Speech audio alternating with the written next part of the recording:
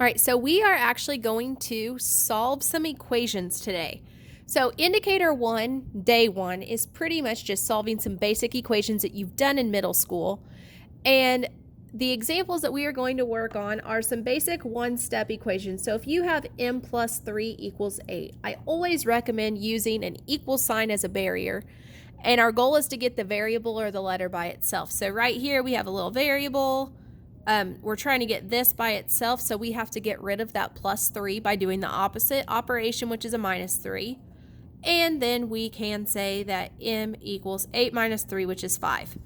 Okay, I know you guys have done a lot of these, but I want to also do an example with subtraction. H minus 4 equals 15. Same thing, the opposite of a minus 4 would be to add it over. To keep it balanced, we got to do the same thing on both sides, and we're left with h equals 19. Again, some pretty simple middle school. Now it's pretty much my third graders doing math like this, not really showing their work the same way, but the same concept. All right, so I have one more one step without a fraction. 5m equals 30. All right, so when you see a number and a variable together, that means multiplication. So that's really 5 times m equals 30. So to get rid of times 5, we're going to divide it.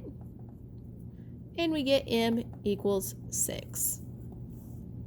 So we're going to do some work with some fractions. If you have a division symbol, we do not, sorry, I'm trying to write and video at the same time. Had a hard time saying n divided by 3 equals 6.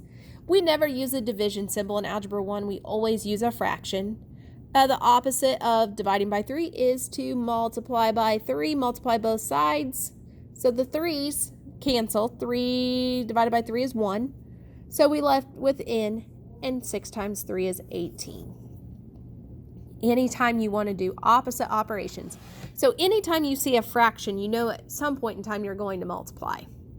Now, we also did some two-step equations today. If you want to access the file, there's additionals. I'm going to just explain one of them.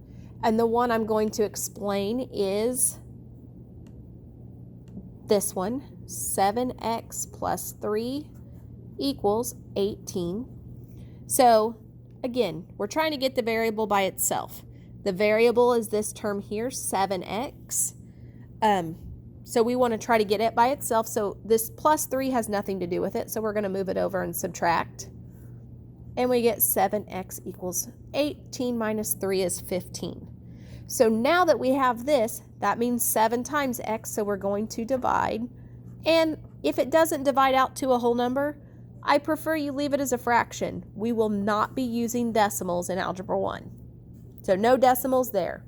Now, I did a couple more examples in with this group. So again, access the file and you can see a couple more examples worked out. I have a few more examples. I have a distributive property and one with a fraction. And let me erase what we have so far, and then we can get going.